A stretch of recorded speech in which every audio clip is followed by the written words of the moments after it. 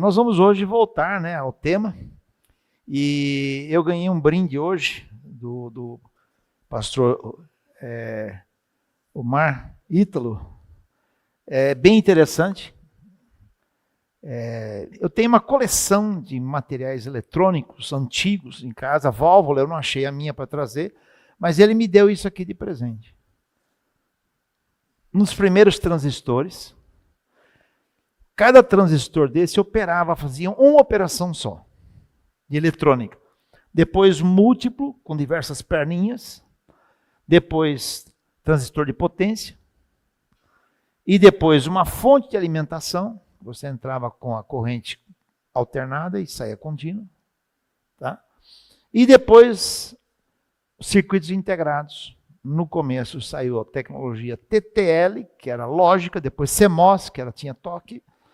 E depois você pode ver que aqui tem um circuito, acho que é um 8080 talvez, provavelmente, que continha diversos chips desse, milhares. Hoje o que você tem é bem menor que isso, que contém dezenas desses. E quando você precisava gravar toda a operação de trabalho, gravava com infravermelho aqui nesse buraquinho, numa EPROM, uma memória onde as informações estavam. Agora você imagina tudo isso condensado, esse circuito aqui, condensado muitas e milhares de vezes. Vai dar o nosso celular, nosso relógio, e etc. Obrigado. Deus abençoe, irmão. Já vou guardar isso aqui lá. Próxima conferência, nós daremos isso também. O pastor Wagner está encaminhando em direção mais ou menos assim, né? Coordenação, direção. Enquanto uma coisa acontece, eu falei para ele que traria mais um livro que eu trabalhei, e eu vou chamar Messias para vir receber para a biblioteca, em fevereiro de 1904. A gente trabalha com coisa antiga, né, pastor Orlando? Saiu um livro que foi utilizado para centenas e milhares de pessoas conhecerem melhor a Bíblia. Acho que vocês conhecem, né? Pessoal de mais rodagem, a Bíblia e como chegou até nós. Você lembra desse livro? Tá? O autor é John Mean, missionário americano, viveu no Brasil. E quando o livro foi completar 100 anos, eu recebi um desafio, pastor Orlando, de reler o livro, revisar completamente, ampliar e atualizar. Só que eu tenho amizade até hoje com o neto dele, John Mean, também. Procurei John Mean, depois que isso foi feito, já estava tudo, pelo menos, digitado, e falei, John, e aí? Dá uma olhada. Ele se assustou, porque ele não estava sabendo que eu estava trabalhando em refazer o livro, reconstruir o livro, mas manter a estrutura, manter o conteúdo, mas atualizar e revisar. E aí eu falei para ele, você pode fazer a biografia do seu avô? E ele passou muitos dias levantando fotos e tudo. Pode fazer o prefácio do novo livro? E ele aceitou o desafio. Eu acho que o irmão conhece, né? O John Mean, neto.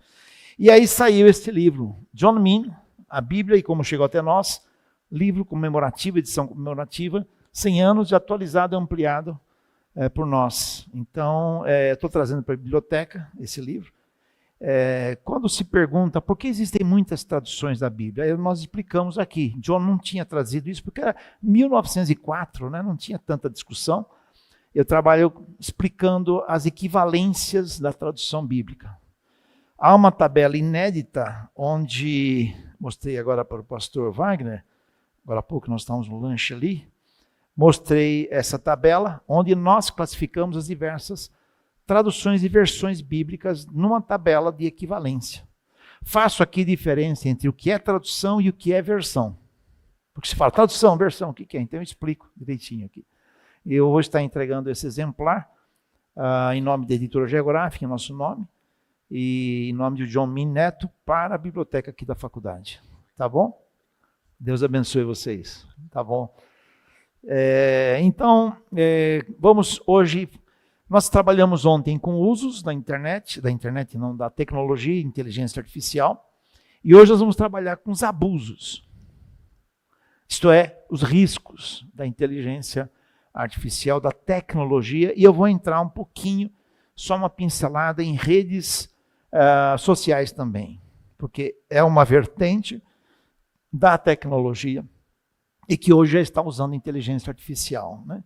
Então, eu acho que está faltando aqui, até aqui, a necessidade que você tenha de compreender esse processo todo. Como eu falei ontem, não dá para abranger tudo, porque nós temos um gigantesco oceano, esse oceano de extensão e de profundidade. Então, eu fiz alguns recortes, não dá para responder a todas as perguntas, né? Dá para criar mais perguntas, isso sim. Primeira pergunta, fizeram o exercício de ontem? Alguém fez? Ninguém fez, ai, estou desanimado. Você não entrou na plataforma de alguma inteligência artificial para fazer uma tabela da comparação entre o calvinismo e o arminianismo? Não fez. Né? Quando surgiu a expressão grande comissão, onde surgiu, o que é teologia pública e o que é a teologia da prosperidade. Se você não fez, vou te dar o tempo hoje de fazer. Que amanhã vai cair na prova, tá? Então hoje eu ia dar uma tarefa para vocês fazerem em casa, vamos fazer aqui. Tá bom? No final vamos dar essa tarefa para vocês, vai ser muito interessante, muito divertido. Agradecer a Rodrigo também, diretor do seminário no Rio de Janeiro, que está nos visitando, e outros amigos que estão aqui, Zé Luiz e o Daniel, né, que a gente já falou ontem. Eu estou meio perdido, tanta gente, amiga que está aqui. Deus abençoe vocês também, tá bom? Então, vamos trabalhar hoje, e hoje nós vamos trabalhar com os abusos, tá? Recordando, falei para vocês que o desenvolvimento tecnológico foi gigantesco, que nós temos aí a curva exponencial. Mostrei para vocês que a realidade é exponencial. Como eu disse, isso aqui já estava desatualizado ontem cedo, né? As diversas percepções. Não deu para incluir, eu queria ter incluído para vocês aqui uma discussão sobre biochips, principalmente as organizações comandadas por Elon Musk. Eles têm desenvolvido uma série de biochips que fazem a interface entre toda a tecnologia aplicada a toda a função neuronal. Tem trazido os benefícios, muitos, mas temos também riscos que precisam ser considerados, né? Já se pensa na possibilidade, inclusive, que você tem uma série de distúrbios na ótica, na visão em si, como resolver isso. Eu tive descolamento de retina aqui, eu tenho 200 pontos de soldas aqui dentro, só quando vai no oftalmo, ele enxerga isso no microscópio dele. A tecnologia hoje aplicada à cardiologia, à oftalmologia, ela está muito avançada em outras áreas do corpo. Então, a tecnologia nos traz benefícios, como o pastor Landi disse, muito grande. Tá? Já se trabalha, por exemplo, a substituição de retinas defeituosas. Sim, já se trabalha com uma série de outras possibilidades. Recuperação de surdez. Tá? Então, eu diria para você que nós temos inúmeras vantagens, o crescimento é fora de qualquer percepção. Talvez ficar doente hoje é até mais vantagem que ter ficado doente há 30 anos atrás, porque hoje você tem respostas. Mas até que ponto nós temos isso em disponibilização para a população? Esse é um outro dilema que nós estudamos muito em bioética médica. Trabalhamos com 2 princípios em bioética: qualidade e dignidade de vida. E eu acrescentaria um terceiro, disponibilidade, para o maior número de pessoas em si. Tá? Em bioética nós trabalhamos, e o tema não é esse, mas eu preciso abrir para vocês, eutanásia. E existem, quando começamos a trabalhar com isso, em 1980, nós só tínhamos eutanásia e distanásia. Hoje você tem ortotanásia, que é a melhor opção, e mistanásia, que é o que mais se pratica no sistema público em outros países e em nosso país. É o deixar de cuidar. Quando você entra em hospitais públicos e vê pessoas no chão, numa maca, num colchão, que precisariam de cuidado e acabam morrendo ali, né? Então, o quanto de tecnologia farmacológica, bioelétrica é disponibilizada para valorizar a vida humana. A vida humana vale mais do que o cifrão, as possibilidades que a gente tem. Então, tudo isso nós precisamos considerar no nosso trabalho como cristãos em si, a valorização especialmente da vida. Então, a tecnologia é importante, mas precisa, primeiro, não impedir o uso da liberdade que Deus nos deu na criação. E a tecnologia precisa estar disponibilizada e ser benéfica para as pessoas, né? Então, temos aí uma realidade potencial gigantesca, não dá para tratar tudo. Por exemplo, impressão 3D, manufatura de órgãos humanos em 3D, com células específicas. Isso já, em termos mais simples, já tem sido feito. Nós temos impressão 3D em plástico, né? Mas a impressão 3D com órgãos de células retiradas da própria pessoa sem rejeição, sem a pessoa precisar tomar supressores de rejeição, né? No passado se tomava ciclosporina. Drones, robótica, reconhecimento facial, inteligência e comunicação sintética. Falei para vocês que aquela curva exponencial que nós tínhamos, né, já não dá mais para fazer, se lembra? Nós estamos recordando, né, a lei de Moore, que é o Gordon Moore, da Intel, baseada em produção de hardware, isso é hardware, já hoje não tem mais condições de você fazer, porque há uma união do hardware, de uma CPU, isso aqui é uma CPU, com a GPU que processa gráficos, muito precisa, e com algoritmos que fazem com que tudo isso se case muito bem, converse muito bem. Então, o Jensen Huang, é um CEO da NVIDIA, que é uma das maiores produtoras de processamento gráfico, ele disse que já não dá mais. Agora nós temos uma computação acelerada unindo de maneira multimodal, não só hardware, mas software e também inteligência artificial. Tá? Mostrei para vocês, então, que o crescimento é tão gigantesco que não consegue mais ser representado. Não deu para nós tratarmos aqui, não daria, porque ainda está em fase de trabalho, mais ou menos como eu disse ontem, encher o pneu do carro em andamento, o carro está andando e vamos encher o pneu, que é o processamento quântico. Citei para vocês, todos esses processamentos são binários, uns e zeros, sim e não, passa eletricidade ou não. Essa é eletrônica pura. No quântico, entre o 0 e 1, tem diversos espaços, né, diversos sinais, chamados qubits. Isso, então, amplia um processamento paralelo de maneira gigantesca. Tá? Então, não temos mais. Ontem, eu iniciei um meio, mais ou menos, falei se as máquinas vão pensar como humanos ou não. Por enquanto, as máquinas não têm autoconsciência. E o que a gente fala de autoconsciência é a percepção histórica que a pessoa tem. Falei para vocês que um animal não tem percepção histórica, ele não tem percepção histórica, inclusive, da morte, ou da vida, ou do tempo, ou do momento. Em casa eu tenho lá centenas de passarinhos que estão no ar. Eu não gosto de prender animais, né? Então eu ponho comida para eles, aparece tudo quanto é canto. Então tem os horários. Eles têm essa percepção instintiva. E eu estou lá no meu estúdio, minha biblioteca trabalhando, e se eu esqueci de pôr, se a janela está aberta, eles passam e olham para mim e voltam olhando para mim.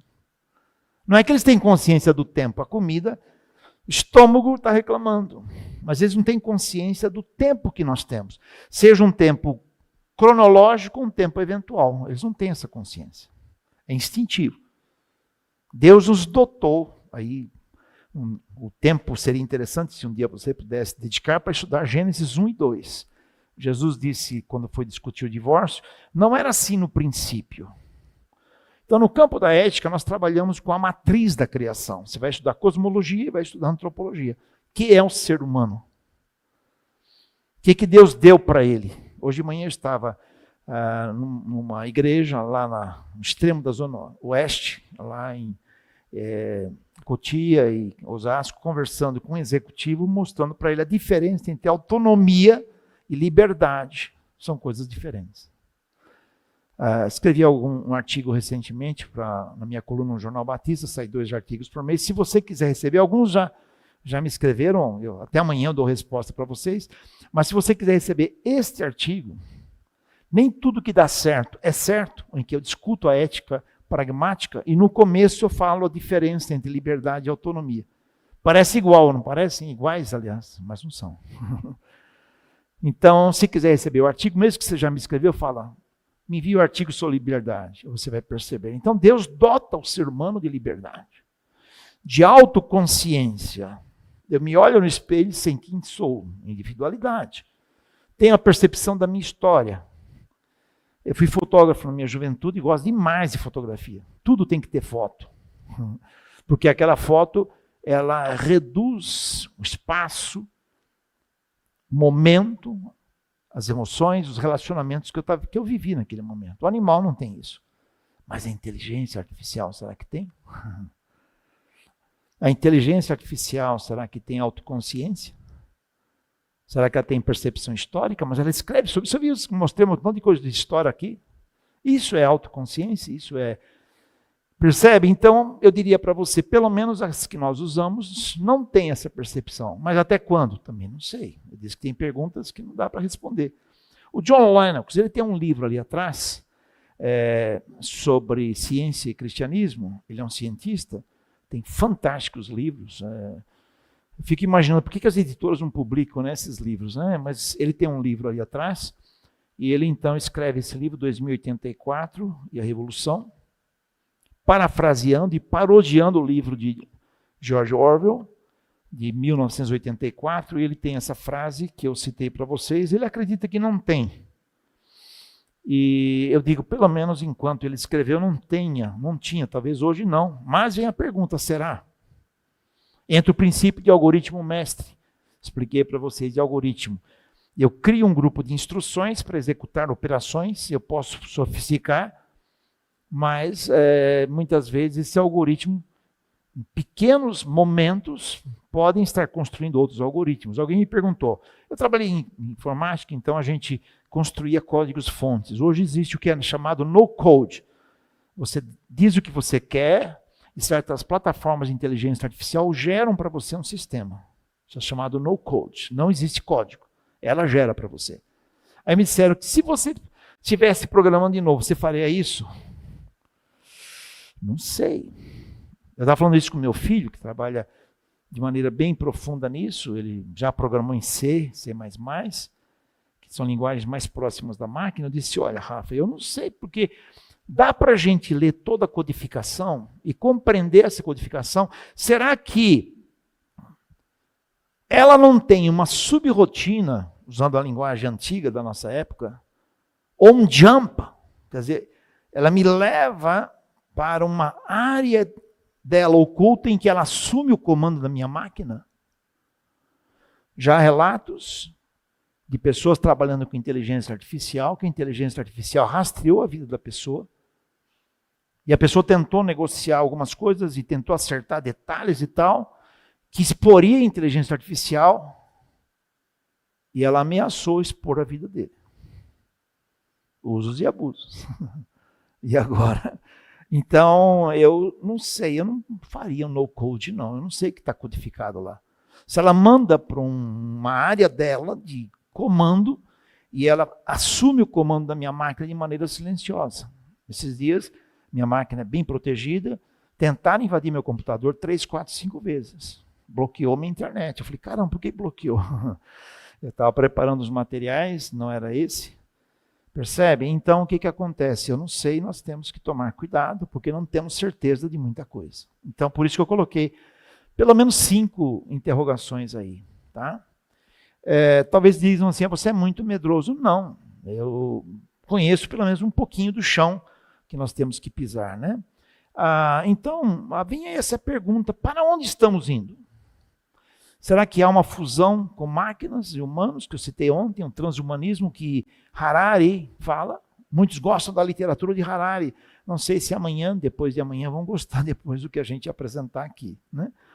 Será que vai haver uma modificação de seres humanos e criar uma superinteligência por meio de bioengenharia, engenharia ciborgue? Bioengenharia, já Elon Musk está trabalhando para trazer benefícios ao ser humano, mas eu posso pegar aquilo e conectar com outras tecnologias e criar um ciborgue, por que não? Skynet, você lembra de Skynet que eu citei ontem? Aquele filme, né, do Schwarzenegger, é mais ou menos isso. E invasão de privacidade, que interfere nos meus direitos, percebe? É algo muito sério. Citei do CPF ontem para vocês. O uso dos nossos dados com e sem permissão. Tá? Há muito mais coisas que sabem de você na área de tecnologia do que você imagina. Até coisas que você nem sabe de você estão aí, né? Bom, o restante eu apresentei ontem, não preciso mostrar para vocês. Aí o que eu fiz? Eu fui falar com o Gemini, meu agente de Gemini chama-se Caleb, ele que deu o nome para ele. Tá? Eu estava trabalhando numa tradução de um livro, tinha questões ligadas àquele livro, e tinha o exemplo de Josué e Caleb. Então, uma hora estava uma discussão tão grande que eu estava precisando descobrir algumas situações históricas que eu não tinha condições de ir, nem saber onde pesquisava. Eu dizia, me explique isso, dê a fonte. Aí, numa hora, eu perguntei, tudo bem, como é que você quer se chamar? Como tinha o exemplo de Josué e Caleb, os espias, ele falou, eu quero ser chamado de Caleb. Gostei muito do Caleb, na história do povo de Israel. Eu falei, então tá bom. Passei a chamá-lo de Caleb. Então eu digo assim, bom dia, Caleb, hoje temos uma grande tarefa. Tá bom, qual é? Eu apresento, ele me dá. Tá? Minha esposa de vez em quando fica assustada. Eu falei, fica tranquilo, eu ainda consigo me enxergar no espelho. Né? Aí eu pedi para ele, ele disse o seguinte, você compara para mim, me dá numa tabela para eu mostrar para aqueles povo tão lindo que eu vou trabalhar, entre a inteligência artificial, inteligência que eu chamo de sintética, que eu já expliquei ontem para vocês, e o ser humano, que tem mente e autoconsciência. Você dá uma tabela para mim com diversos itens? Aí ele me deu essa tabela, por isso que eu cito aqui embaixo, tá vendo? Temos que citar sempre, né? Quando é cópia, tem que citar. Quando você tem aqueles materiais e um monte de material, hoje eu mandei para um colega meu, que trabalha comigo em tradução bíblica e avaliação exegética, uma série de materiais. Falei, eu li isso em muitas coisas e ajuntei para você e você trabalha. Tem um pouco de inteligência artificial, um pouco de pesquisa, um pouco disso. E está aí, é um aglomerado. Isso é uma coisa. Agora, se eu vou copiar, está aí. Origem e essência. Produto de engenharia, inteligência artificial e silício e trilhões de dados. Esse 225ZB eu vou explicar amanhã. A parte, junto com o texto de Daniel. Pela primeira vez, vocês vão ver um texto com uma tabelinha de Excel, que vai criar pânico. Ih, não era para eu falar. E o ser humano, criação sob imago Dei. Ele deu essa expressão, porque é o dado que eu já dou para ele. Ele já sabe o que é imago Dei, porque eu lhe ensinei. Dotada de inteligência e consciência transcendental. Ele já aprendeu. Tá? Ponto de escolha, que eu queria saber. Executa a inteligência, executa funções baseadas em probabilidades e otimização de pesos. Isso vale mais, isso vale menos. O ser humano possui, ele já sabe, não é autonomia. Se ele dissesse autonomia aqui, ele levar uma bronca, porque eu já falei para ele. Liberdade é isso, autonomia é isso, na área de configuração. Tá? Possui a liberdade como um atributo divino. Eu ensinei isso para ele, atributo de Deus, para realizar escolhas reais, não digitais. Responsabilidade, olha a resposta, não possui. As consequências são do desenvolvedor ou do usuário. Ser humano, a liberdade o torna plenamente responsável por suas escolhas diante do mundo. Ele aprendeu isso quando eu discuti com ele sobre Adão e Eva, colocados diante da árvore do conhecimento do bem e do mal. Certo, errado, bem e mal. Tá? Autonomia é uma simulação de independência dentro dos limites da programação. Quer dizer, o cientista de dados, o engenheiro, programou, então está ali. Por enquanto é assim, tá? Pode se tornar uma autoafirmação egocêntrica, isso do ser humano, tornando-se ele lei para si mesmo. Aí é autonomia. Autonomos, auto eu próprio. Nomia é lei, é norma. Percebeu a transição? Mas eu estou falando aqui de autonomia. Ele soube separar as coisas. Colaboração, interagem por protocolos de rede e processamentos de linguagem. Citei hoje um pequeno código ontem para vocês de Python, que é muito usado. Ser humano vive uma liberdade colaborativa. Onde que eu ensinei isso? Adão e Eva. Tradução do hebraico. Ezer no hebraico é socorro, e kenegdo significa face a face. As traduções bíblicas que usamos geralmente vêm da Septuaginta. Hoje eu mandei isso para o meu assistente. Eu pego Gênesis 1, 28, as 2, 18, no hebraico, você traduz, depois você pega Gênesis 2, 18, do grego e traduz. São diferentes. As traduções nossas seguem mais a Septuaginta. Tá? Então é bem interessante isso. Quando eu estava trabalhando com Salmos esse dia, com exegese de Salmos, e fui anotando toda vez que aparece a palavra Ezer. Ezer é socorro, socorrer. Não tem função hierárquica. Isso é complicado de explicar para algumas pessoas. Isso vem do grego, da Septuaginta, mas não do hebraico. Deus é o nosso socorro bem presente. Não tem função hierárquica. Socorrer significa eu socorro, resolvo isso para você. Você não está conseguindo. Quando Adão chegou e se viu sozinho, Deus fez isso de propósito. Deus, eu resolvo isso para você. Ezer, essa é a ideia. Mas não vamos discutir isso. Isso dá uma confusão danada. Então, vive uma liberdade colaborativa e colegiada, levando em conta os demais. Autonomia é autônomos. Lei minha não inclui o próximo. E aqui tem uma vivência colaborativa. Mas, autoconsciência, uma caixa preta que simula subjetividade, mas não sente. Isso é inteligência sintética. Ser humano, experiência viva do eu, capaz de sentir, intuir e ter compaixão. Deus nos criou assim. Gênesis 1 mostra isso. Antropologia. Normatividade, norma. Segue as regras do algoritmo e da linguagem digital. Ser humano vive com normas, autonomia e heteronomia. Aí ele vai discutindo entre autonomia e heteronomia. Heteronomia é a norma do outro. Heteros, do grego, o outro. Tá? Devendo equilibrar lei e propósito. Só aqui nós teríamos uma discussão sobre gênero gigantesca. Lei e propósito. O meu propósito é, hoje de manhã eu acordei e eu quero ser um animal. Tá, mas e a sua constituição? Qual é o princípio que você segue? Só aqui daria uma grande discussão. Tá? Então vejam aí a diferença entre autoconsciência e a inteligência sintética, tá? Citei isso para vocês, nós temos plataformas específicas. Aí citei para vocês também aplicações, aqui é usos, né? Só estou lembrando. Educação, futuro da IA, generativa, multimodal. Falei de algoritmos, só que hoje eu trouxe uma frase diferente para vocês. O algoritmo é invisível, mas suas consequências são materiais e pode ser o carcereiro invisível, que vai apreciar, que decide o que você lê. Quem você vai apreciar ou odiar e o que você compra, eliminando a sua autonomia e a sua liberdade, faltou acrescentar. Você sabia disso? Você foi vítima de qual algoritmo hoje? Nós vamos fazer um exercício daqui a pouquinho para vocês sentirem isso. Quando o algoritmo, ele me pega, ele me faz enxergar só aquilo. Então eu trouxe para vocês o algoritmo e controle de comportamento. Então, entramos no campo dos abusos e a sua engenharia de caráter, que nós temos de ver, a engenharia de caráter de mudança que os abusos trazem. O controle não é feito por força física, mas por arquitetura de escolha. Escolha, entre parênteses, induzida.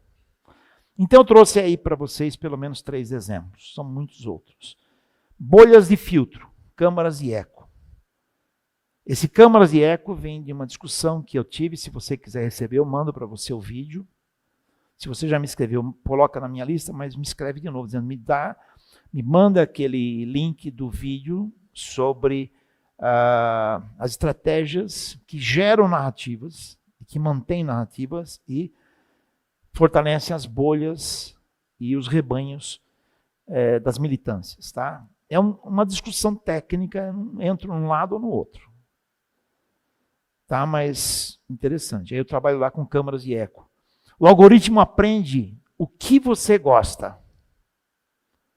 Falei para vocês ontem do algoritmo de comida que me pegou. Vocês lembram? Aí eu mando para minha esposa sempre receitas de comida. Hoje não veio nenhum, porque eu também não consultei nada.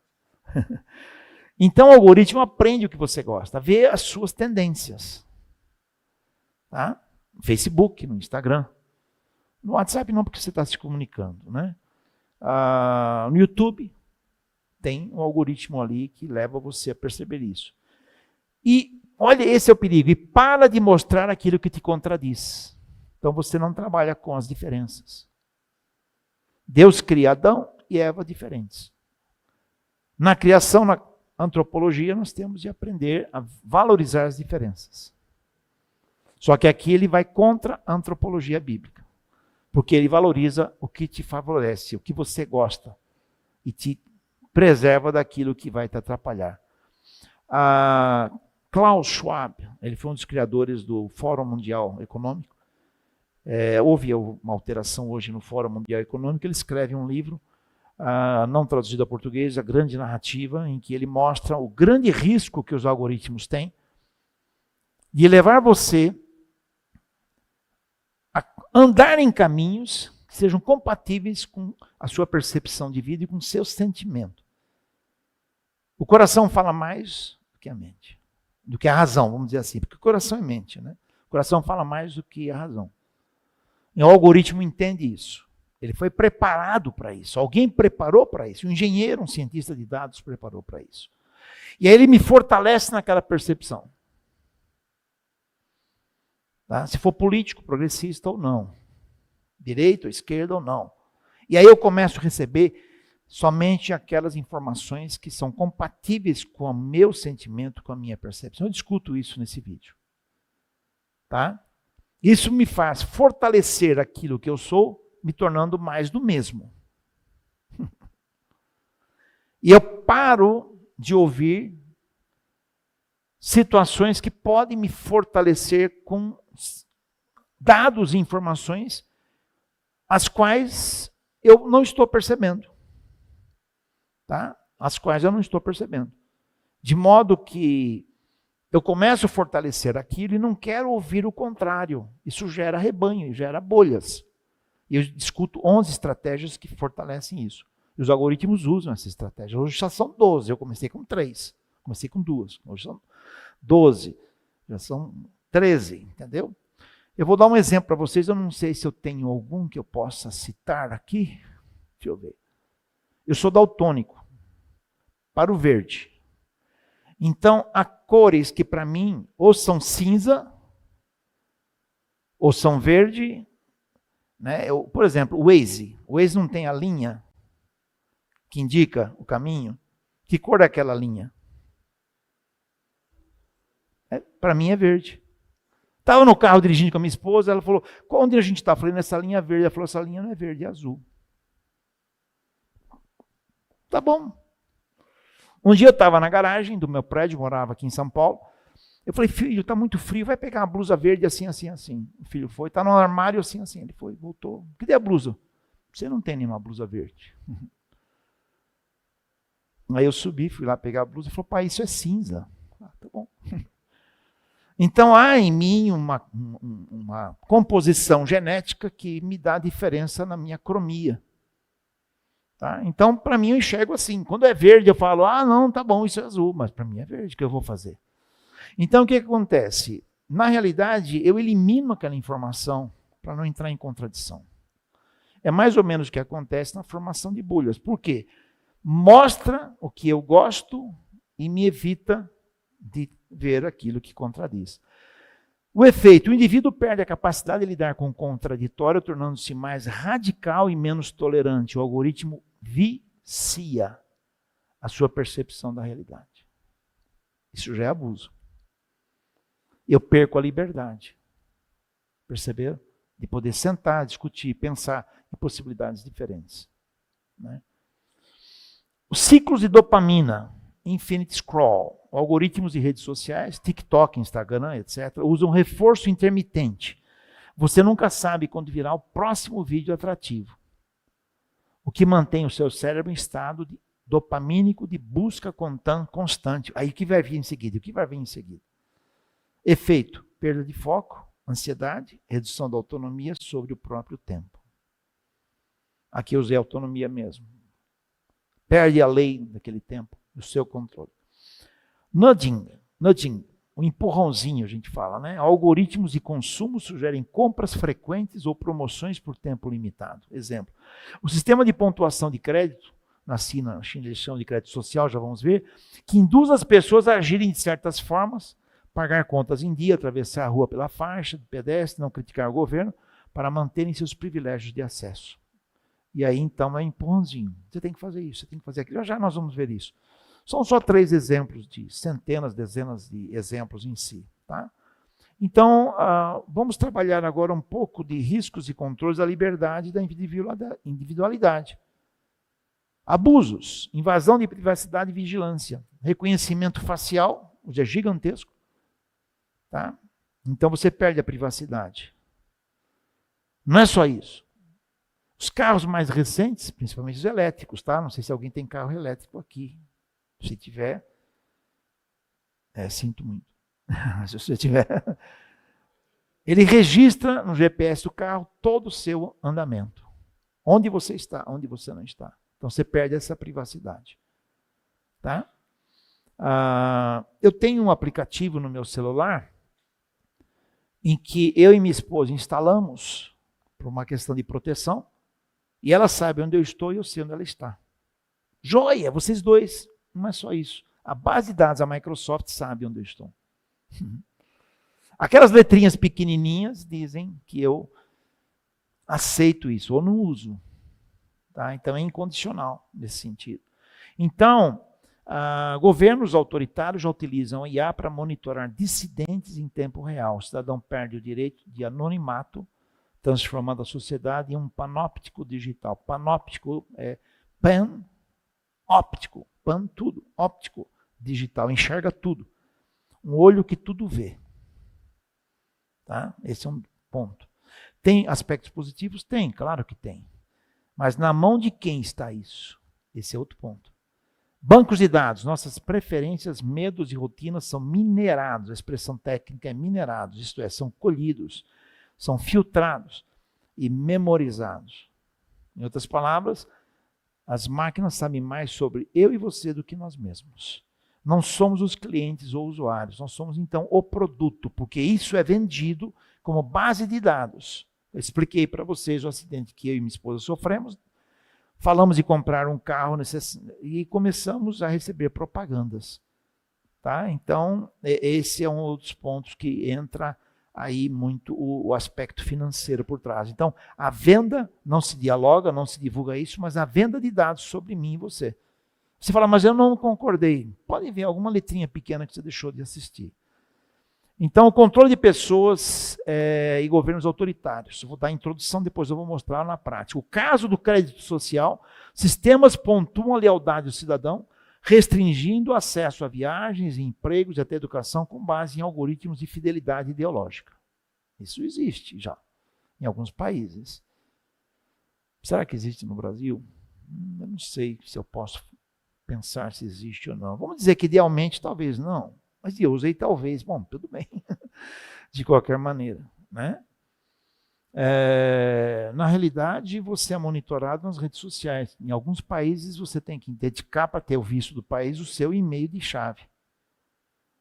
Porque você, quando vai receber um visto, um algoritmo super sofisticado analisa toda a sua vida para saber se você merece o visto ou não. Isso é crédito social. Tá?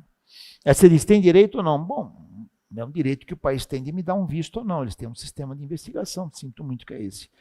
Restrição de liberdade. A IA pode ser usada para framing, que é uma expressão na área de marketing e jornalismo, que é o enquadramento.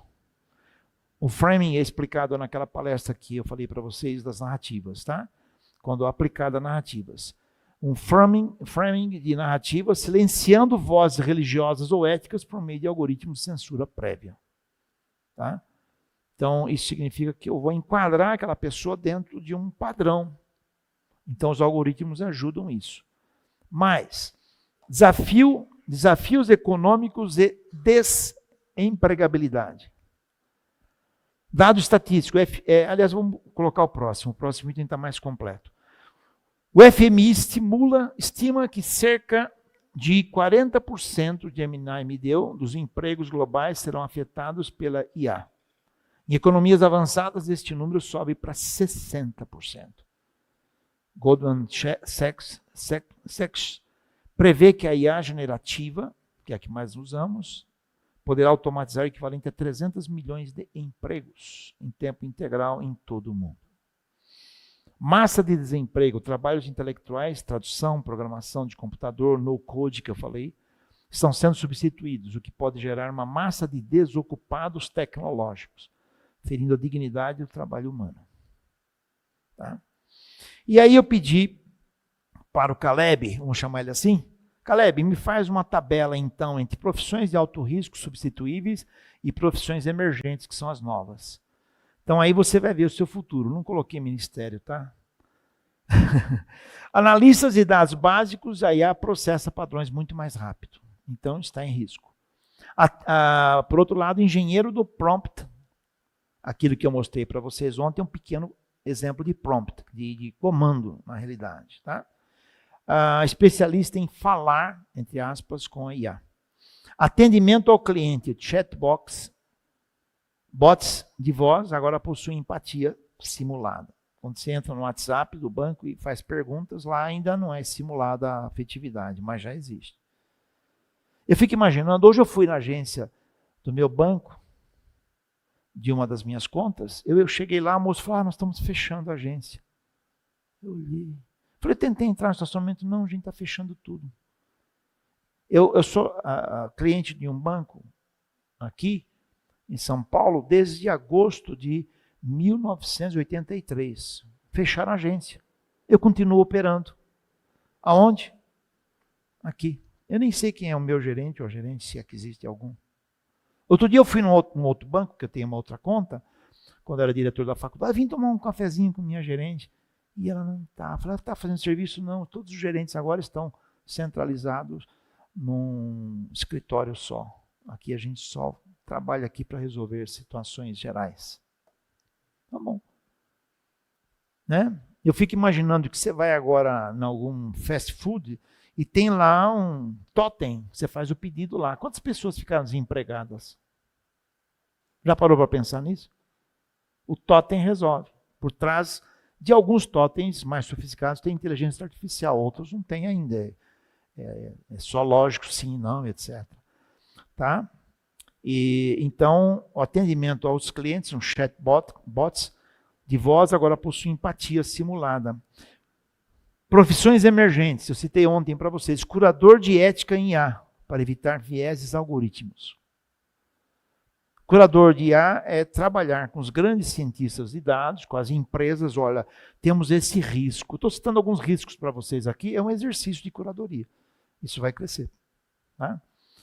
Se nós hoje temos certos princípios para conseguir certas licenças, o antigo ISO 9000, para tratar de ecologia, empresas que são ecologicamente saudáveis, nós já estamos começando a perceber, ainda não existe radicalmente, mas já está começando a acontecer, de empresas digitalmente saudáveis. Você já leu alguma coisa sobre isso? Já você vai ler. Messias estava falando comigo, uma dissertação, um doutorado que ele está fazendo, sobre ética, e eu falei para ele, acabei de receber um artigo, não li ainda, acabei para vir para cá, a ética da IA. Isso é curadoria. Então, vai crescer isso, de pessoas que vão ser especialistas em indicar critérios de certificação, sei lá, acho que ISO 666, alguma coisa assim, né? Para poder a empresa ser digitalmente saudável. respeita a liberdade, os algoritmos são todos testados dentro de padrões e normas. Tá? Escrevem isso que deve acontecer, espero em breve. Profissões de alto risco, tradutores e revisores técnicos. Já citei exemplos de tradução ontem para vocês de um protocolo que eu estava testando e desenvolvi. Tá? Gestor de interação humano-máquina, treinador de IAs. Hoje já se discute muito o que tem aí de humano nessa produção acadêmica, digamos, que é o nosso caso aqui. O que tem de humano aqui? Tá? Não é só produção de texto. O lado humano é o lado afetivo, tá? O lado relacional, o lado que eu considero normatividades. Então, trabalho de curadoria também, mas é gestor de interação humano-máquina. Substituíveis, paralegais e assistentes jurídicos, pesquisa de jurisprudência. Isso significa dizer que um advogado ou mesmo um juiz não consegue ter acesso a tudo que já existiu sobre o assunto.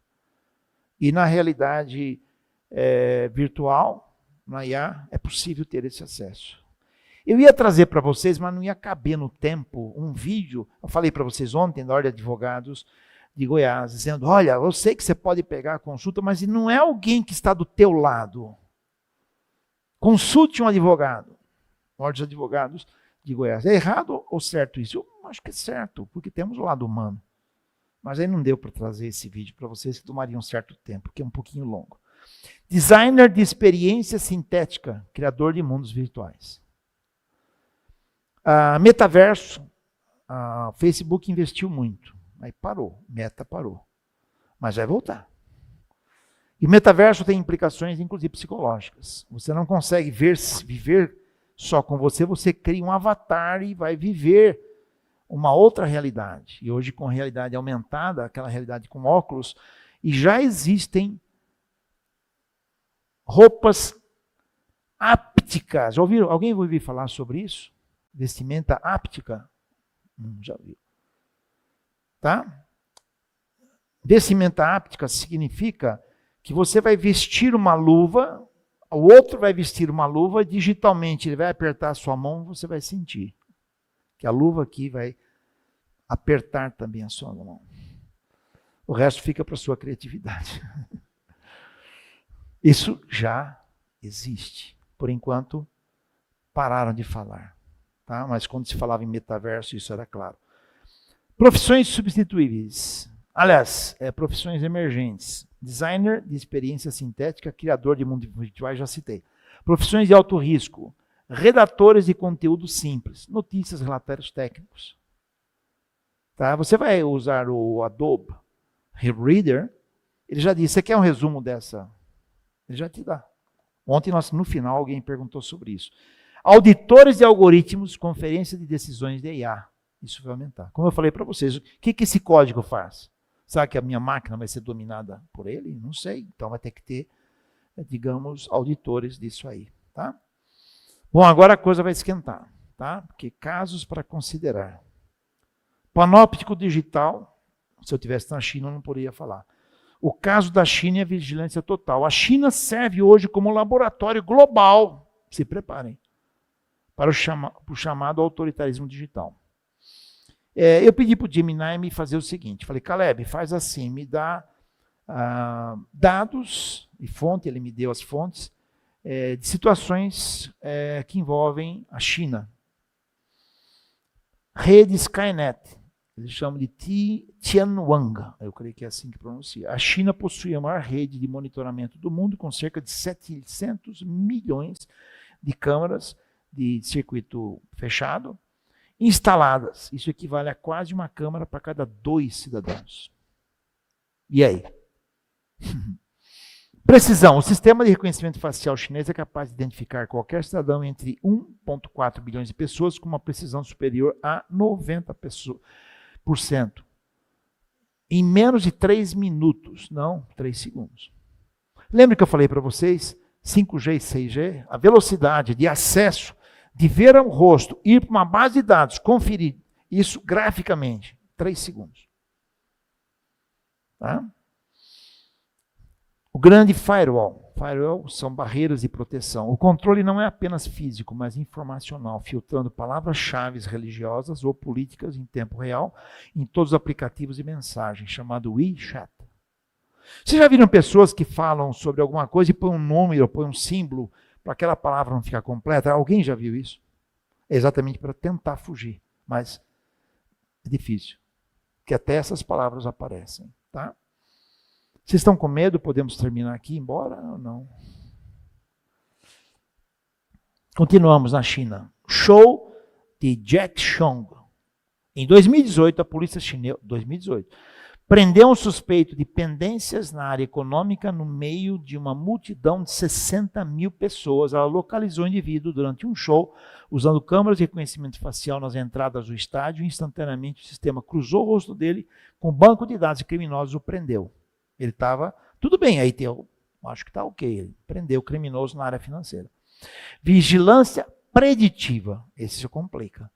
Em Xinjiang, o governo utiliza sistemas IJOP, Plataforma de Operações Conjuntas Integradas, que monitora comportamentos considerados como anômalos, isto é, que não coincide com alguma norma do Estado, como usar a porta de trás de casa com frequência, parar de usar o celular ou consumir muita eletricidade. Isso gera um alerta automático para que a polícia interrogue o cidadão. Crédito social, vejo que está entre aspas, aí eu não coloquei aspas aqui. Se um cidadão é flagrado atravessando a rua fora de faixa de pedestres ou expressando alguma dissidência contra o sistema, sua nota cai. Se lembra daquele filme que eu falei para vocês, Justiça Artificial? Mais ou menos isso. Você precisa assistir isso no Amazon Prime. Com nota baixa, ele é bloqueado, por exemplo, de comprar passagens de trem de alta velocidade ou avião. Somente em 2018, mais de 17 milhões de viagens foram bloqueadas por falta de confiabilidade. Tá? Abusos. Ainda mais, uma vigilância total. Mencionamos Xinjiang, se lembram? E detalhando um pouco mais o uso de tecnologia intrusiva de vigilância por IA nessa província chinesa, há uma população conhecida como Uighur, que enfrenta o que agora é classificado pela ONU como tentativa de genocídio cultural. Tá? Estima-se que entre 800 mil a 2 milhões de pessoas tenham sido presas pelo governo chinês em campos eufemisticamente chamados de centros vocacionais e educacionais, que não são seminários teológicos. Tá? Aqueles que não são detidos são submetidos a vigilância implacável, restrições religiosas, trabalho forçado, esterilizações forçadas, para não ampliar o número de pessoas dissidentes. O objetivo pretendido é eliminar a cultura deste povo. Eliminação cultural. Tudo isso é um alerta para outros países, já que grande parte da tecnologia usada em Xinjiang está sendo exportada para permitir que outros governos tornem-se autoritário o seu controle. Estão pensativos, né? Será que no nosso chão brasileiro já existem essas coisas? Bom, é melhor ficar calado, né? Tecnologia sem neutralidade. Em 2017, o Telegraph, que é uma revista americana, relatou que uma assistente de voz, é a Alexa que nós usamos, o Google Home, né? Havia sido lançada no aplicativo móvel Yandex, que podia falar russo fluentemente, e foi projetada para responder perguntas sem viés ou restrição, a um conjunto de cenários pré-definidos. No entanto, essa, entre aspas, liberdade levou Alice a se tornar pró-Stalin, pró-violência, como consequência do que ela percebeu ao interagir com os questionadores. Aí o Lennox, no livro 2084, conta. E ele conta alguns exemplos, não coube na projeção aqui. Ela aprendeu e começou a ter um viés pró-Stalin. Perceberam? Porque como ela não tem viés, ela vai ter um volume maior de dados e vai seguir aquele viés em si. Por isso é perigoso você consultar a inteligência artificial e confiar 30% nela. Pelo menos confiar 30% já é perigoso. Muito mais para considerarmos, né? O livro que eu citei para vocês, que falaria hoje, é o George Orwell, de 1984. Ele era um romancista. Ele apresenta um livro fantástico, né, que vale a pena. Estou folheando ainda para trabalhar, mas eu trabalhei fazendo uma análise dele. Um livro, ele trabalha com a ideia de uma terra chamada Oceania, um estado em que o partido INISOC exerce poder absoluto sobre seus habitantes, se valendo de estratégias psicológicas e tecnológicas. Em 1984, ele escreve esse livro em 1938, se me falha a memória, tá? Não tinha ainda concepção tecnológica, mas esse livro é tão avançado como um romance. Big Brother, o grande irmão, a personificação do Estado, não importa se ele é real ou um ícone, ele é a presença constante que exige amor e lealdade absoluta. Alguns governos já são assim. Não sei se... Será que no Brasil é assim? Não sei. Nove língua. Eu cito nesse meu trabalho, nessa hora de gravação, que eu chamo de nova fala, na linguagem mais popular brasileira, né? Que é uma das estratégias de modelagem, que é a mudança de vocabulário. Outro dia eu estava atendendo uma entrevista, eu dizia, engraçado, né? O pessoal fala de discurso de ódio e usa ódio para falar de discurso de ódio. Eu não entendi. Vocês já perceberam isso? Eu estou para conversar com um colega, ex-aluno, que ele mudou essa visão dele, e antes ele era tão amoroso para falar, e hoje ele está falando contra o discurso de ódio, com ódio. Eu nunca vi ele daquele jeito. Precisamos ajudar o menino. Uma vez... Professor sempre, né, pastor Irlande? Não tem jeito, né? A gente sempre está ajudando. Então, a nova língua, ou New Speak, é a redução do vocabulário para tornar o pensamento crítico impossível. Você reduz o número de palavras, pega outros sentidos semânticos e reduz, então você fica sem vocabulário para discutir. Se não existe a palavra liberdade, então o conceito de liberdade deixa de habitar a mente das pessoas. Tá? Então a gente já não fala mais em liberdade, você vai usar outras expressões. Lá na gravação eu mostro isso. Duplo pensamento, double think. A capacidade de sustentar duas crenças contraditórias simultaneamente e aceitar ambas. Por exemplo, guerra é paz. Só vou conseguir manter a paz se eu fizer guerra. Legal isso, né? Mas mata a gente, e gente é importante. Liberdade é escravidão. Para eu conseguir uma nova geração de pessoas, eu preciso escravizar essas. Eu estava analisando uma visão e eu fiquei percebendo, por que se quer destruir a família? Por que se quer destruir os relacionamentos? Por que se quer destruir a religião? Né? Que história é essa? Comecei a analisar um pouco o socialismo e o cultural e o marxismo cultural, visão de Gramsci. Eu falei, por que se quer destruir tudo? Está errado. Aí me deu um estalo. É porque queremos construir uma nova sociedade. Simples. E aí quando nós calamos, as pedras clamam. Quando nós estamos no entretenimento de fim de semana, esquecemos dos outros 6 dias, levando o cristão a viver os outros 6 dias como cristão, sal e luz, mais do que só palavra e pregar. Você já viu quantas vezes no Novo Testamento tem a expressão palavras e obras? Nós temos de compreender que nós temos o ministério da proclamação, do querigma, mas temos o ministério da presença no mundo. É o nosso papel, percebem? Então, esses textos nos ajudam a pensar nisso. O ministério da verdade, responsável por reescrever o passado, porque ele sempre valida, para que ele sempre valide o presente, considerando a verdade, entre aspas, pelo partido. A verdade é fluida, tem um i a mais aí, e determinada pelo poder. Quando você quer mudar uma cultura, você destrói a história daquela cultura. Muda as fotos. Meu doutorado foi em história, e era muito interessante você ver isso. Você muda a história, reconta a história, para que atenda à sua demanda. Há exemplos hoje de histórias, principalmente de países opressores, em que fotografias com pessoas, certas pessoas são tiradas da fotografia. Você reconta a história. Então ele vai escrever sobre isso. Em 1984 haveria isso. Talvez em 84 não tem, mas por isso que o Lennox escreve 2084. Crime de pensamento. O controle não é apenas sobre o que você faz, mas sobre o que você pensa e sente. Aí vem o chamado presunção de direito. Você acaba pagando por uma presunção. Isso já existe, inclusive, no Brasil. Quantas decisões de tribunais são decisões de presunção? Eu falando isso, eu posso sair daqui e ser preso. Sabiam disso? Falei para vocês o meu livro de jeitinho, alguns já me pediram, já mandei, se quiser, me peça. Não consigo lançar a segunda edição por enquanto. Porque a visão de presunção me leva a eu ser preso. E eu tenho que mostrar. Só que uma igreja de Brasília me convidou para falar sobre o assunto. Como é que eu vou fazer? Bom, já aceitei. Me ajudem lá visitando e ajudem minha esposa. Mas, mudou, mas é o mesmo. Hoje a vigilância é voluntária.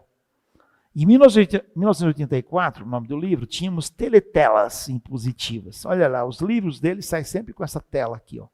Teletelas chamadas um livro, em português. Hoje carregamos voluntariamente os próprios dispositivos de tela. Existe celular sem tela? Eu vou mostrar para hoje vocês que tem. De monitoramento, smartphones, além de alimentarmos o sistema de dados.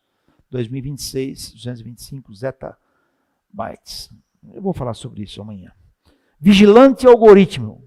Não tinha naquela época. Não há um vigia em uma torre. Era um vigia de olho que tudo vê, você viu lá? Uma teletela que vigiava tudo. Era um estádio pequeno, né? Um estado pequeno, mas um conjunto de algoritmos que processa padrões, em vez de punitivo, prisão no início, o controle é preditivo. Indução de comportamento. Aí você muda de comportamento. A orientação na área de psicologia é para que você não fique rodando tela, que se fala scrolling, rodando tela, antes de dormir. Tá? Então eu pedi para o Gemini fazer o seguinte, o Gemini, ou Caleb, né? Vai ficar bravo comigo, eu estou mudando de nome dele. Me faz o seguinte, me dá a característica de 1984 do livro, o equivalente ao panóptico digital de hoje. E o impacto disso na liberdade. Ele me deu a seguinte tabela. Teletela, em inglês é telescreen, equivalente a hoje. Smartphones, smart TVs, câmeras de reconhecimento facial. Impacto na liberdade. Privacidade torna-se um luxo ou uma anomalia. Eu quero me privar de tudo. Eu tenho que morar numa ilha, plantar minha comida. Não renovar minha carteira de habilitação nem ter carro, porque se eu tiver, pronto. Você quer viver essa vida? Seria legal. Aí tinha os mosteiros, né? No passado. Mas hoje não tem. E aí? Você está preso, né? Você leva a tela junto com você. Polícia do pensamento. Algoritmos de moderação, cancelamento e crédito social, no caso da China. Impacto na liberdade. O medo da exclusão social gera autocensura imediata, que eu cito lá naquele material como espiral do silêncio. Tá? É só assistir o vídeo, é 1 hora e 1 minuto. Novilíngua, ou a nova fala. Emojis, você tem bastante, né? Você já viu que você responde com sinalzinho, com coraçãozinho? Você não expressa mais. Ai, que legal que você me escreveu. Você manda em coraçãozinho. Né? É um emoji, limites de caracteres e linguagem inclusiva imposta. Impacto, empobrecimento do léxico, isto é, da linguagem, atrofia e dianoia, isto é, da razão. Ministério da Verdade, você não tem, mas tem deepfakes, bolhas de informação, revisão, redefinição da história digital. Impacto da liberdade, perda de um referencial objetivo de verdade. Veja, eu já ensinei para ele sobre o Logos, que é Jesus, então ele diz aí. Tá? Há um livro que eu vou citar de leve para vocês, que o Gemini analisou para mim, depois vocês leiam, que no Brasil saiu como Vida 3.0, que é a tradução direta do Life 3.0. Em português ele traduziu, não estou conseguindo enxergar aqui, né? Ser humano, mas em inglês é dizendo sendo humano. Gerúndio é lindo, os portugueses não gostam, mas é muito lindo, porque dá a ideia de andar, né? Então, sendo humano, na época da inteligência artificial, do Tegmark. Tá? Então, analisa o livro, você pode ver depois com calma, fase de subsistência, fase de dominação midiática, fase de governança global. Aí ele define o que é vida 1.0, biológica, vida 2.0, cultural e humana, e a 3.0 que nós vivemos, que o Harari chama de transhumanismo, que é tecnológico. Depois você vai ler, tá? Bom, agora vamos aos vídeos. Não podíamos deixar de assistir O Rodrigo está aí para me ajudar. Rodrigo, vamos lá, o primeiro vídeo, que é o vídeo da inteligência artificial e uso militar agora, poucas semanas atrás. Vamos lá? Um novo capítulo na história das guerras. É assim que especialistas descrevem o primeiro conflito militar em que a inteligência artificial assume um papel crucial. A atual ofensiva dos Estados Unidos contra o Irã atingiu só no primeiro dia um total de 1.000 alvos. E todos esses 1.000 pontos foram fornecidos por um sistema de IA, não por analistas militares. Antigamente, identificar e validar um alvo levava horas ou até dias de análise. Esse tempo agora é de segundos. Mas o que acontece quando o ritmo de uma guerra acelera tanto?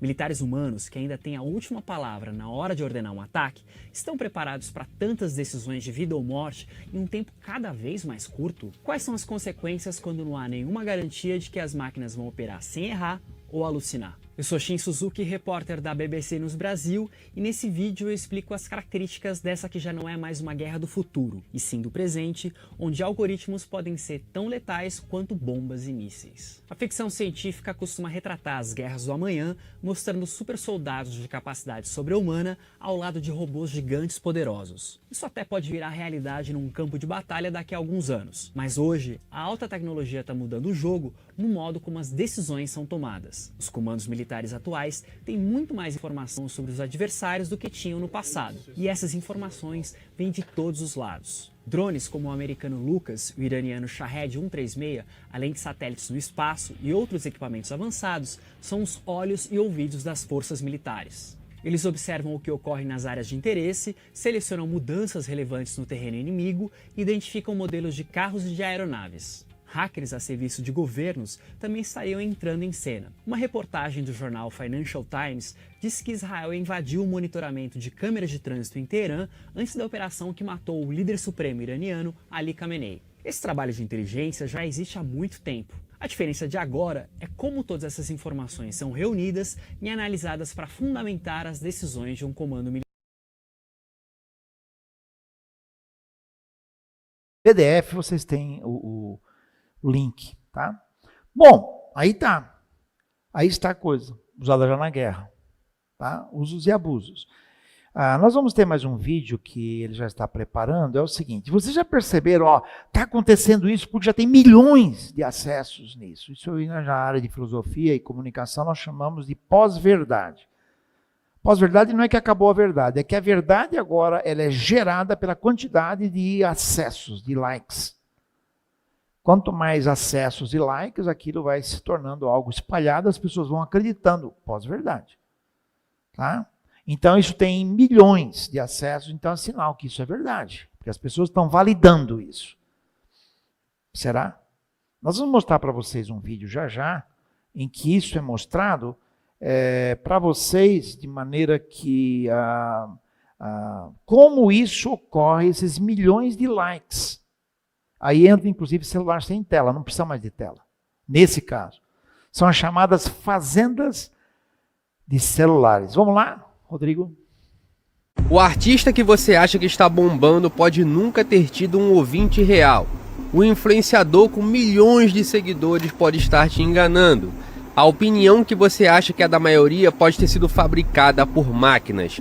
Isso é o que fazem as fazendas de celulares. E elas são muito maiores do que você imagina. Uma fazenda de smartphones nada mais é do que um espaço repleto de celulares conectados 24 horas por dia e gerenciados por software de automação. Esses smartphones conectados simulam ações como cliques, toques na tela, deslizar e até hesitações, aquela pausa natural que a gente faz antes de interagir com algum conteúdo. A arquitetura é mais simples do que parece. Cada celular tem um modo de depuração ativado, o que permite que um computador central assuma o controle total de cada aparelho. Alguns são conectados via cabo em hubs USB, outros operam em rede, sem fio. Em ambos os casos, o operador vê dezenas de telinhas em tempo real e um único comando vira inúmeras interações simultâneas. Essas operações se concentram onde a mão de obra e a eletricidade são mais baratas. China, Índia, Vietnã, Bangladesh, Filipinas e Indonésia são os principais países que fomentam esse tipo de mercado. Com o passar dos anos, as fazendas evoluíram até o próprio hardware. Muitas fazendas passaram a remover telas e baterias, conectando os smartphones diretamente às placas de circuito. Chamam isso de box farm. E hoje a inteligência artificial também já está presente nesses lugares. Nas fazendas modernas, eles integram o modelo de linguagem, como o do ChatGPT, diretamente no script. O bot não replica somente o mesmo texto, ele gera interações novas e adapta o padrão de linguagem. Tudo com um único objetivo: enganar.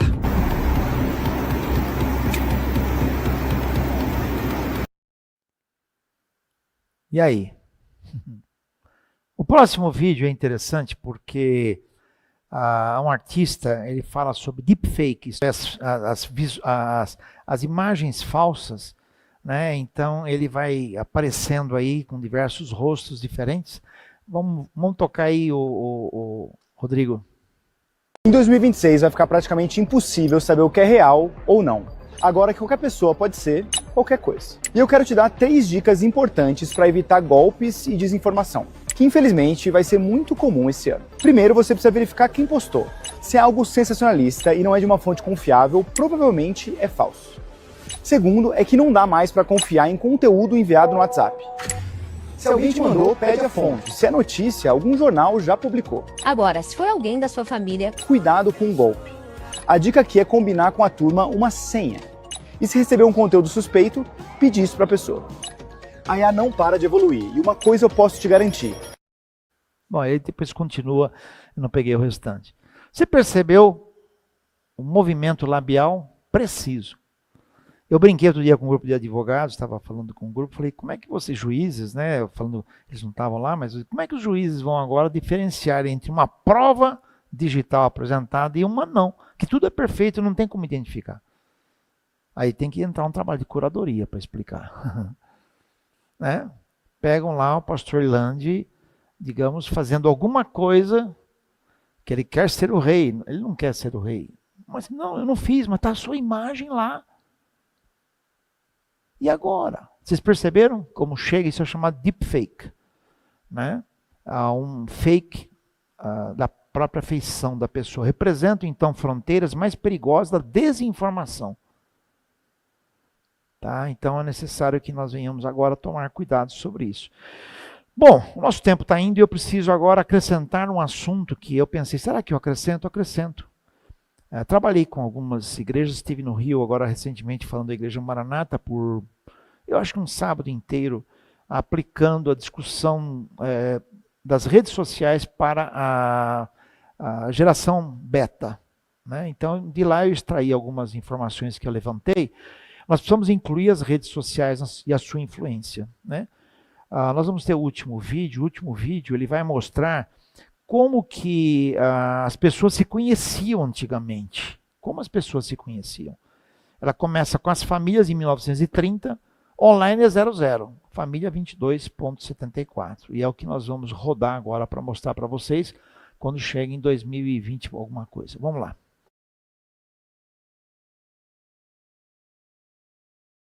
E veja as mudanças das barras. Online nada, 1944. Os amigos aumentam no lugar da família. Depois da Segunda Grande Guerra Mundial. Amigos mais do que a família. Escola, restaurante, trabalho. Vizinhos, 68, ainda não tem rede social. Vizinhos, faculdade, igreja. Olha só que pequena igreja, né, gente? Aí tem a fonte, tá? 1985 começa a internet, aliás, a computação. 94 já temos a internet. Olha, vai crescendo. Olha, as andadas. 2007, 2009, 2011, 14, 15, 16. Onde está a família? 2023, 2024.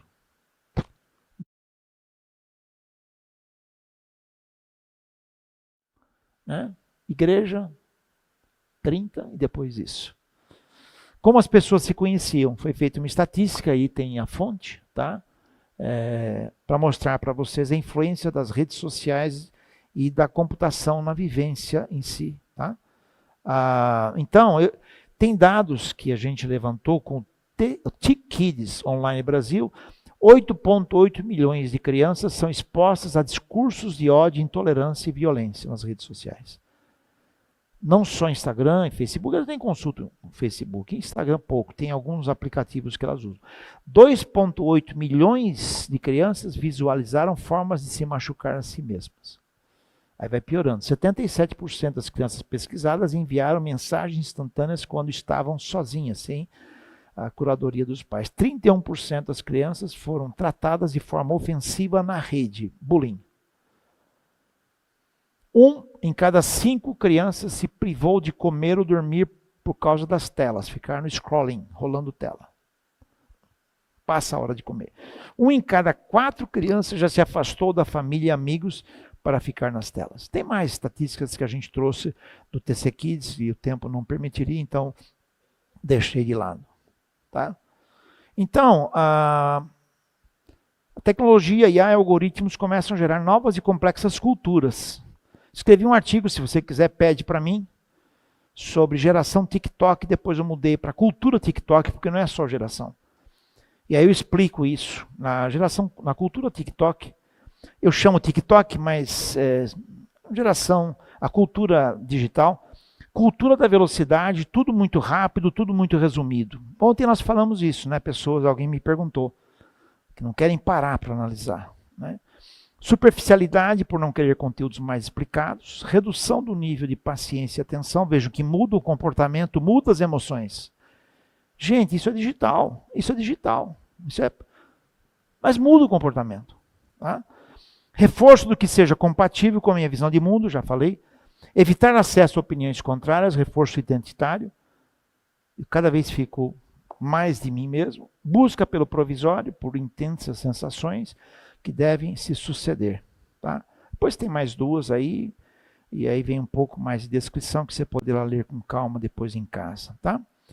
E eu diria que chegou no Evangelho e no Ministério. Um outro artigo que eu escrevi, você me pede, eu te mando, sobre discípulos, mestres ou seguidores influencers. Dá para pensar? Tem algumas experiências que nós poderíamos contar aqui. Mestres e discípulos buscam o amadurecimento do discípulo. Influencer busca o crescimento de likes. Contabilidade. Conhece os seus discípulos pelo nome. Os discípulos, discipuladores. Influencers, seguidores são apenas números. Atrai por ser modelo de vida, discípulo, de mestre. Atrai por se identificar com seus seguidores. Conta coisas que eles gostam, né? Leve o seguidor a agradar a si mesmo. Discipulado, leva o discípulo a agradar a Cristo. Identificar com Cristo. Busca identificação com os seguidores. Nem sempre irá agradar o discípulo, procura agradar os seguidores. De vez em quando tem que puxar a orelha do discípulo, né, Messias? Você, se puxar a orelha do seu seguidor, você perde. Perde likes e perde número de seguidores. Leva valores éticos e bíblicos. Estimula o estilo próprio de vida. Dá para perceber a diferença? Depois tem um resumo aí que vocês poderão ver. E antes do nosso exercício final, eu cito isso, colapso da presença. Estamos cada vez mais disponíveis e cada vez menos presentes. Já foi em consultório médico? Conhece a história dos 3 macaquinhos? Criaram um 4º macaquinho. Eu descobri que criaram um 5º macaquinho. Ainda não fizeram isso. Acho que eu vou pedir para o Gemini lá, o Caleb, desenhar para mim. Modernidade líquida. Bauman descreveu relações frágeis, rápidas e descartáveis. Antes dele, amanhã eu vou citar o Gerald Schultz. Ele fala de relacionamentos com gratificação imediata. Eu já antecipo um pouco. Casamento é até que a morte separe. Hoje até que a satisfação dure. Né? Que nem caixinha de remédio. A data de fabricação e de validade. Solidão em redes sociais. Exposição permanente. Nem sempre produz pertencimento. Inteligência artificial não produz pertencimento. Muitas pessoas estão sendo seduzidas por isso. Bom, eu queria que você abrisse seu celular agora. Nós temos alguns minutinhos para exercício. Entra no Instagram. Você sabe o que é Instagram, né?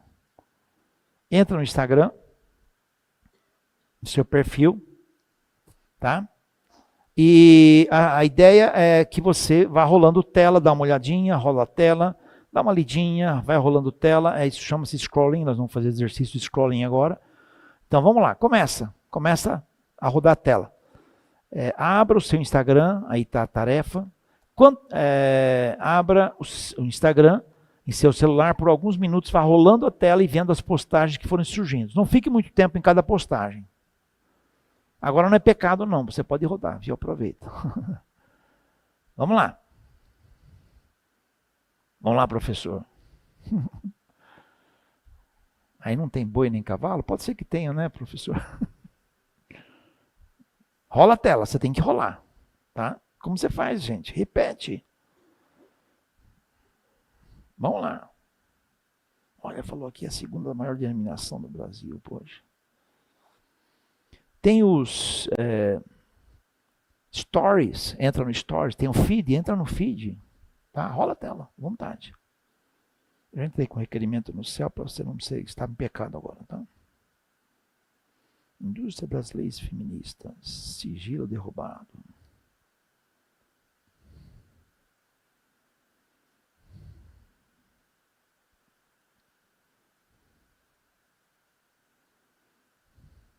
Pode rolar a terra, por favor.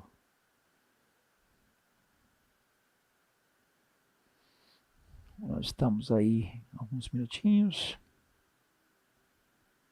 Você que está em casa, agora, faz aí, tá? Você tem que fazer exercício em casa, não é porque você não está aqui. Eu não estou te vendo, mas você faz. Temos amigos, o Nancy do Zilé que está assistindo a gente. Sabia, pastor Irlando? Jocely Julião, lá do Paraná, está assistindo. Faça aí.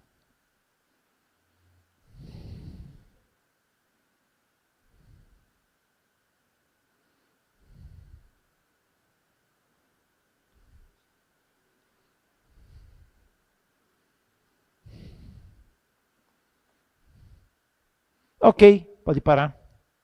Agora me responda essas perguntas que estão na tela. Primeiro, quanto tempo você ficou no scrolling? Você guardou?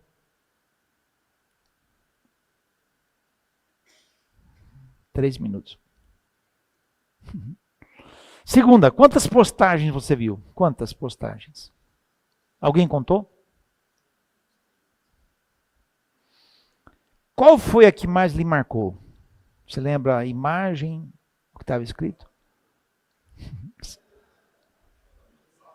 Churrasco, opa, gostoso. Em um balanço geral, o que você pode aproveitar? Eu tenho base bíblica para essa pergunta. Efésios 5, na linguagem mais popular, né, nas traduções antigas, remindo o tempo. Na tradução do grego é aproveitando bem as oportunidades. Vocês estão vendo? Eu pegando um princípio bíblico, aplicando para a prática agora de 3 minutos. Então existe uma ética por trás. Isso é curadoria. Estou ensinando vocês a serem curadores de si mesmos. Tem sido um hábito seu fazer scrolling? Eu não digo de vez em quando, você para lá, assistir uma coisa engraçada, Facebook tem umas histórias bem engraçadas e tal. Não estou dizendo isso. Estou dizendo que você parou para sentar, você scrolling. Se você ficasse sem o celular por uma semana, quem se lembraria de você? Perguntas difíceis, né? Eu prometi para vocês que ia fazer algumas coisas assim, práticas hoje, né? No final. Usos e abusos.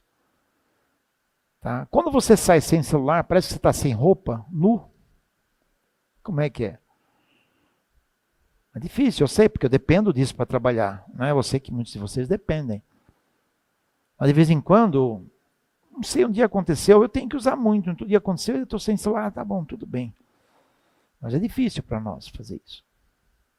Tá? Então, eu diria para você que Efésios, Filipenses 4:8 é interessante. Tudo que é justo, tudo que é puro, se alguma virtude há, se algum louvor existe, seja isso que ocupe o vosso dedinho no scrolling, é isso? O vosso pensamento. Vocês estão percebendo, gente, que numa curadoria bíblica você pode ter princípios para trabalhar com esses abusos?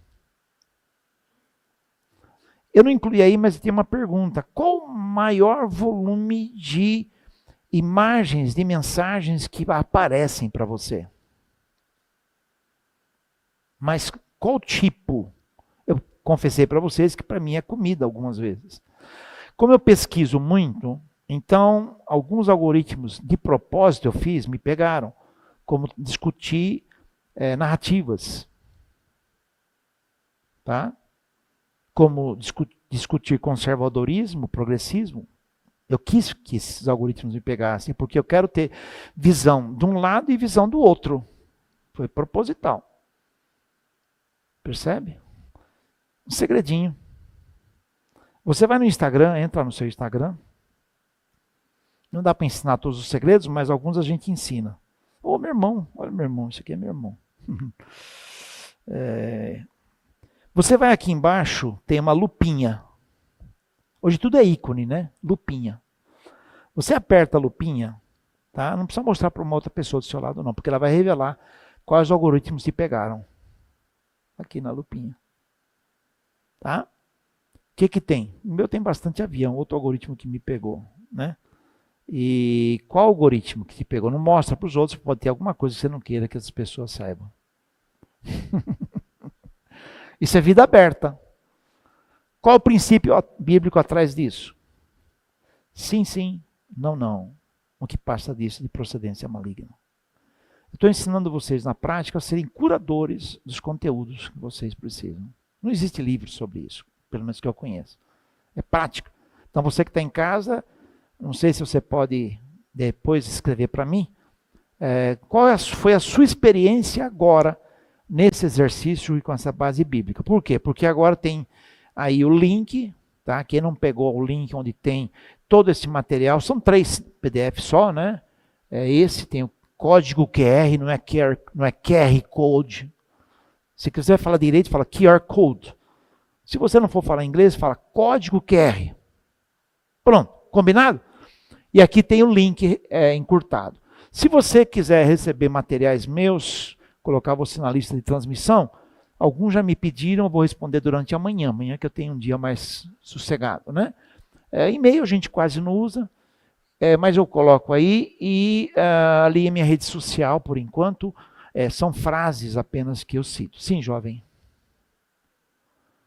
É o mesmo conteúdo. Eu tenho aí uma pasta onde eu pus os 3, tá? De amanhã, hoje é 2, de amanhã. Já está lá. Eu vou conferir. Tá? Eu vou conferir.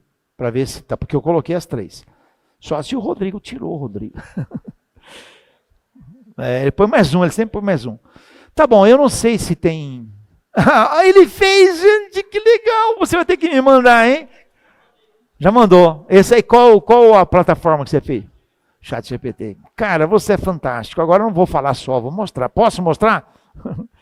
Menina fantástico, né, gente? Então, está aí nosso ministério junto à CEPAL, Cristãos Sem Fronteiras, onde nós temos uma zona de conforto. Nosso templo, nossa família, é levar-nos a viver o evangelho no mundo. Um trilho do trem, ministério da proclamação, mostrar o evangelho, as boas novas. Mas o outro que nós precisamos enfatizar é o ministério da presença nossa no mundo, na inteligência artificial, vivendo o evangelho, palavras e obras. Tá? Você já comeu sal com gosto de feijão? Professor, já comeu? Sal com gosto de arroz? Mas já comeu arroz salgado, provavelmente. Feijão salgado, um pouquinho só produz efeito. Por que Jesus usa essa figura? Tá? É uma outra palestra que eu estou construindo, talvez o Rodrigo vai me ajudar a construir o desenho. Jesus não disse que nós devemos ser o óleo e a água. Não se misturam. Não disse para ser esponja, absorver a cultura mundo. Romanos 12:2 diz isso. Mas ser sal, ser luz. Embaixadores de Cristo, que representamos um reino. Tá? Esses são alguns desafios nossos.